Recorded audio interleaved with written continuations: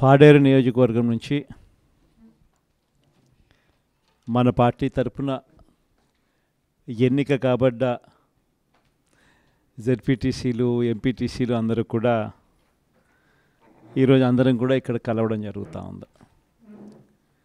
దాదాపుగా 85 చోట్ల పాడేరు నియోజకవర్గంలో ఈ ఎన్నిక జరిగితే మన పార్టీ తరపు నుంచి 57 స్థానాలు మనం గెలిచాం. ఈరోజు మామూలుగా అయితే ఈ ఓవరాల్ ఎమ్మెల్సీ స్థానాలు కూడా ఏదైతే జరుగుతూ ఉందో, పోటీ జరుగుతూ ఉందో, ఇందులో మామూలుగా అయితే ఎవరు తెలుగుదేశం పార్టీ పోటీ పెట్టకూడదు.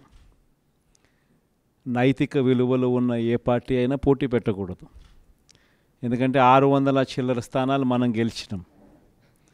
వాళ్ళు గెలిచింది కేవలం 200 చిల్లర స్థానాలు వాళ్ళు గెలిచినారు. మనకు వాళ్ళకు మధ్య తేడా దాదాపుగా 387 స్థానాలు వాళ్ళకు మనకు తేడా ఉంది. గెలిచిన వాళ్ళంతా కూడా మన పార్టీ గుర్తు మీద, మన పార్టీ జెండా మీద గెలిచిన వాళ్ళు. వాళ్ళ సైడ్ అయినా అంతే, మన సైడ్ అయినా అంతే. మరి అటువంటప్పుడు మెజారిటీ లేనప్పుడు ఎవరైనా కూడా పోటీనే పెట్టకూడదు. మామూలుగా మీ జగనే ముఖ్యమంత్రి స్థానంలో ఉండి ఇటువంటి పరిస్థితి కన్నా ఉంటే, వాళ్ళకే కన్నా మెజారిటీ కన్నా ఉంటే అసలు మనం పోటీ పెట్టుండే వాళ్ళమే కాదు. ఎందుకు పోటీ పెట్టాలి? ఎందుకు డబ్బులు ఇచ్చి కొనుగోలు చేయాలి? వేరే పార్టీ గుర్తు మీద గెలిచిన వాళ్ళను ప్రజలు వాళ్ళకు ఓట్లు వేసింది ఆ పార్టీ గుర్తును చూసి, ఆ పార్టీ పేరు చెప్పి, ఆ పార్టీ గుర్తును చూసి, ఆ పార్టీ తరపున వెళ్ళి ఓట్లు అడిగిన తర్వాత, గెలిచిన తర్వాత అటువంటి వాళ్ళను మనం ముఖ్యమంత్రిగా ఉన్నాం కదా, పోలీసులు మన చేతుల్లో ఉన్నారు, అధికారులు మన చేతుల్లోనే ఉన్నారు, డబ్బులు మన దగ్గర దండిగా ఉన్నాయి కాబట్టి ఆ డబ్బులు మనం ఖర్చు చేసి మనం ఎటువంటి పరిస్థితుల్లో అధర్మంగా అయినా కూడా మనం గెలిచాలి కదా అని ఆలోచన చేసి అదే కార్యక్రమం ముఖ్యమంత్రిగా ఉన్న వ్యక్తిగా మనం చేసి ఉంటే అది ధర్మమేనా? ఇది ధర్మం కాదు. చంద్రబాబు నాయుడు నైజం మాత్రం చూపిస్తూనే ఉన్నాడు. ఈరోజు కూడా అధర్మంగా యుద్ధం చేసే కార్యక్రమం జరుగుతూనే ఉంది. అధర్మంగా యుద్ధం చేసే కార్యక్రమంలో భాగంగా మన పార్టీ తరపు నుంచి ఎవరైతే గెలిచినారో వాళ్ళందరికీ ఫోన్లు చేయడం, లేదా వాళ్ళ దగ్గరికి మనుషులను పంపించడం, నీకు 5 లక్షలు ఇస్తా, నీకు 10 లక్షలు ఇస్తా, వస్తావా అని పిలవడం, అడగడం. ఎంత మటుకు అంటే రాజకీయాలలో విలువలు అనేటివి పూర్తిగా అట్టడుగు స్థానంలోకి తీసుకొని పోయే కార్యక్రమం జరుగుతూ ఉంది. ఏ రోజైనా కూడా ఒక రాజకీయ నాయకుడు ఎదగాలంటే మాత్రం విలువలు, విశ్వసనీయతతో కూడిన రాజకీయాలు చేస్తేనే ఆ రాజకీయ నాయకుడు ఎదుగుతాడు. ఏ రోజైతే మనం మన క్యారెక్టర్ని అమ్ముకుంటామో, ఏ రోజైతే మనం విలువలను, విశ్వసనీయతను రెండింటినీ కూడా పక్కన పెట్టి రాజకీయాలు చేయాలని ఎప్పుడైతే మనం ఆలోచన చేస్తామో అప్పుడు ప్రజలకు సమాధానం చెప్పడం కథ దేవుడు ఎరుగు, ఇంట్లో కూడా మనకు గౌరవం ఉండదు. ఇంట్లో కూడా మనకు గౌరవము, వాల్యూ ఉండదు అన్న సంగతి ప్రతి ఒక్కరూ కూడా గుర్తుపెట్టుకోమని కోరుతా ఉన్నా. నేనైతే నా జీవితంలో రాజకీయాలు నేను అట్టే చేశా. నేను కాంగ్రెస్ పార్టీ నుంచి బయటకు వచ్చినప్పుడు వెనక్కి తిరిగి చూస్తే నా వెనకాల ఎవరు లేరు. నేను మా అమ్మ ఇద్దరమే బయటకు వచ్చింది. నాతో పాటు కొంతమంది ఎమ్మెల్యేలు వస్తామంటే కూడా నాతో పాటు రావాలనుకున్న ఎవరైనా కూడా రాజీనామా చేసి రావాలా అని చెప్పిన. ఈరోజు అక్కడి నుంచి మొదలు పెడితే కేవలం ఇద్దరం పార్టీ నుంచి బయటకు వచ్చి మొదలు పెడితే ఈరోజు దేవుని దయతో ప్రతి అడుగులోనూ కూడా విలువలతో కూడిన రాజకీయాలే చేశాము, విశ్వసనీయతతో కూడిన రాజకీయాలే చేశామని గర్వంగా తలెత్తుకొని కూడా చెప్పగలుగుతాం. ఎందుకు మొన్న ఎలక్షన్లే 2014 ఎలక్షన్ మీ అందరికీ గుర్తుండే ఉంటుంది. మనం ఓడిపోయాం ఆ ఎలక్షన్. ఓడిపోయేటప్పుడు కూడా నా దగ్గరికి చాలామంది వచ్చినారు. మన వాళ్ళే నా దగ్గరికి కూడా వచ్చినారు. మన మంచి కోసమే చెప్పారు, నా మంచి కోసమే చెప్పారు. అన్న చంద్రబాబు నాయుడు ఇష్టం వచ్చినట్టు అబద్ధాలు ఆడుతూ ఉన్నాడు, రైతులకు రుణమాఫీ అంటూ ఉన్నాడు, మహిళలకు రుణమాఫీ అంటూ ఉన్నాడు, ఇంటింటికి ఉద్యోగం అంటున్నాడు, ఉద్యోగం ఇకపోతే 2000 అంటున్నాడు, ప్రతి ఒక్కరికి 3 సెంట్ల స్థలం అంటూ ఉన్నాడు. ఈయన చంద్రబాబు నాయుడు అంటా ఉన్నాడన్నా, మనం కూడా అనకపోతే ఎట్టా, మనం కూడా రైతులకు రుణమాఫీ చేయకపోతే చేస్తామని చెప్పకపోతే ఎట్టా, ఫస్ట్ చెప్పేసేయండి నా, మళ్ళీ సంగతి మళ్ళీ చూస్తాము అని నాతో కూడా చెప్పినారు. కానీ చెయ్యలేనిది, జరగనిది చెప్పడానికి మీ జగన్ ఇష్టపడలా, అబద్ధం చెప్పాల. అబద్ధం చెప్పనందుకు ఆ ఎన్నికల్లో మనం ఓడిపోయినాం. ఆ ఎన్నికల్లో మనం ఓడిపోయి ప్రతిపక్షంలో కూర్చున్నాం. దాని తర్వాత చంద్రబాబు నాయుడు పరిపాలన చేశాడు. అడ్డగోలుగా ఆయన చెప్పినవన్నీ అబద్ధాలు అని చెప్పి ప్రజలందరూ కూడా నమ్మేట్టుగా, ప్రజలందరికీ కనిపించేట్టుగా చంద్రబాబు నాయుడు అనే వ్యక్తి ప్రజలను మోసం చేశాడు అన్నది తెలిసేట్టుగా ఆ తర్వాత 2019 ఎన్నికలు వచ్చేసరికి ఏకంగా చంద్రబాబు నాయుడు అనే వ్యక్తికి డిపాజిట్లు కూడా దక్కని అందువానమైన పరిస్థితులకి పోయాడు. 2019లో మనం అధికారంలోకి వచ్చినాం. మన మేనిఫెస్టోలో చెప్పింది ఏది కూడా పలాని మాట చెప్పినామనంటే ఒక్క మాట కూడా తప్పకుండా మొట్టమొదటిసారిగా రాజకీయాలలో విలువలు అంటే ఏమిటి, విశ్వసనీయత అంటే ఏమిటి అనే పదానికి మనం అర్థం తీసుకొస్తూ అడుగులు వేశాం మొట్టమొదటిసారిగా. ఇంతకుముందంతా మేనిఫెస్టో అంటే చెత్తబుట్టలో వేసే డాక్యుమెంట్. మొట్టమొదటిసారిగా మేనిఫెస్టో అంటే చెత్తబుట్టలో వేసే డాక్యుమెంట్ కాదు. మేనిఫెస్టో అని అంటే ఒక బైబిలు, ఒక భగవద్గీత, ఒక ఖురాన్ అని చెప్పి మొట్టమొదటిగా నిర్వచనం మారుస్తూ చెప్పిన ప్రతి మాట కూడా నెరవేర్చాం. ఒక 10% జనాభాలు మాత్రం చంద్రబాబు నాయుడు మోసాన్ని నమ్మారు. చంద్రబాబు నాయుడు క్యాంపెయినింగ్ ఇంటింటికి పోయినప్పుడు వాళ్ళ ఎమ్మెల్యేలు చేసిన క్యాంపెయిన్ పిల్లలు కనపడితే నీకు 15,000, నీకు 15,000, నీకు 15,000, నీకు 15,000 సంతోషమా అని అడిగే క్యాంపెయిన్. వాళ్ళ అమ్మ కనపడితే నీకు 18,000 సంతోషమా అని అడిగే క్యాంపెయిన్. వాళ్ళ ఇంట్లో ఇంకొకరు ఆడవాళ్ళు కనపడితే నీకు మళ్ళీ 18,000 సంతోషమా అని అడిగే క్యాంపెయిన్. వాళ్ళ ఇంట్లో ముసలోళ్ళు ఎవరైనా బయటకు వస్తే నీకు నెలకు 4,000 పెన్షన్ సంతోషమా అని అడిగే క్యాంపెయిన్. ఈ క్యాంపెయిన్తో, ఈ మోసంతో, ఈ ఆశతో ఓ 10% జనాదులు మన దగ్గర నుంచి దూరం అయ్యారు. కానీ మళ్ళీ ఏమైంది? మళ్ళీ చంద్రబాబు నాయుడు పాలన వచ్చింది. మళ్ళీ ఇదే చూస్తూ ఉన్నాం. ఈరోజు 22 నెలలు అయిపోయింది. స్కూళ్ళు తెరిచినాయి, పిల్లలు బళ్ళకు పోతూ ఉన్నారు. కనీసం జగనే ఉంటే కనీసం అమ్మఒడి కింద 15,000 ఈ పాటికి జగన్ ఉంటే వేసి ఉండేవాడు.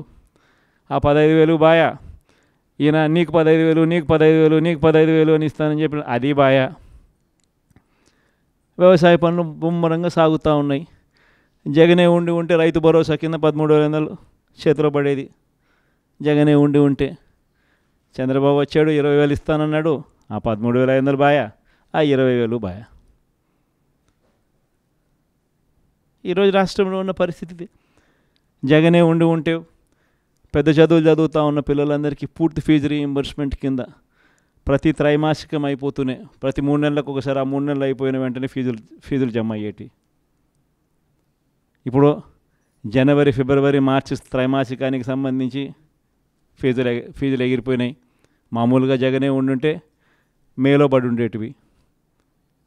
అది బాయా. ఆ పిల్లలు రేపొద్దున ఇంజనీరింగ్ చదువుతున్న పిల్లలు, డిగ్రీ చదువుతూ ఉన్న పిల్లలు, వీళ్ళందరికీ ఫీజులు కట్టడానికి ఫీజులు కూడా చెల్లించలేని పరిస్థితిలో ఆ పిల్లలు బళ్ళకు పోతూ ఉన్నారు, కాలేజీలకు పోతూ ఉన్నారు. కాలేజీలు ఆ పిల్లలందరినీ కూడా నువ్వు ఫీజులు కట్టకపోతే కాలేజీలో టీసీ తీసుకుని వెళ్ళిపోమని చెప్తా ఉన్నారు. వసతి దీవెన ఎగిరిపాయి. ఏప్రిల్లో జగనే ఉండుంటే వసతి దీవెన కింద ప్రతి తల్లికి సహాయం అందేది ఆ పిల్లాడు చదువుల కోసం. అది ఎగిరిపాయి. పొదుపు సంఘాలకు, చెల్లెమ్మలకు అందరికీ ఏప్రిల్లో 0 వడ్డీ డబ్బులు పడేటివి. అది ఎగిరిపోయి. నేను చెప్పేది ఒకటే చెప్తా ఉన్నాను. ఏదైనా కూడా మోసం, అబద్ధాలు, అధర్మంతో చేసే ఏ పాలనైనా కూడా ఎక్కువ రోజులు ఉండదు. మనం చేసింది ఏదైనా కూడా ఈరోజు తలెత్తుకొని పోగలుగుతాం. తలెత్తుకొని గర్వంగా ప్రతి ఇంటికి పోగలుగుతాం.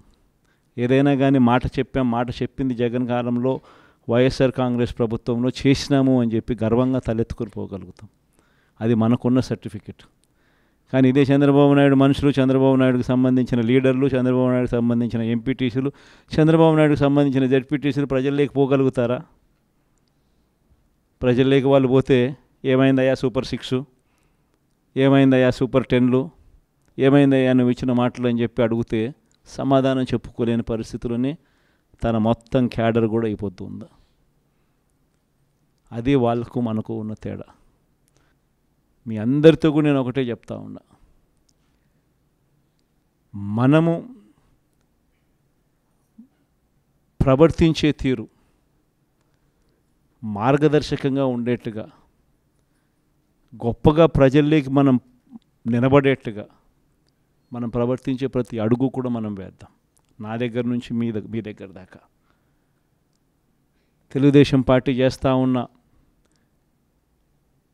ఈ కొనుగోలు కార్యక్రమాలు కానీ, ఈ ప్రలోభాలు పెట్టే కార్యక్రమాలు కానీ, వీటి ఎవ్వడికి కూడా దయచేసి లొంగకండి. నేను ఒకటి చెప్తా ఉన్నా, జగన్ పలావ్ పెట్టినాడు, చంద్రబాబు బిర్యానీ పెడతానన్నాడు.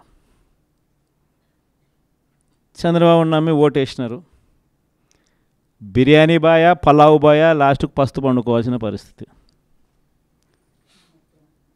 చంద్రబాబును నమ్ముకుంటే ఎక్కడైనా ప్రజలైనా అంతే, నాయకులైనా అంతే.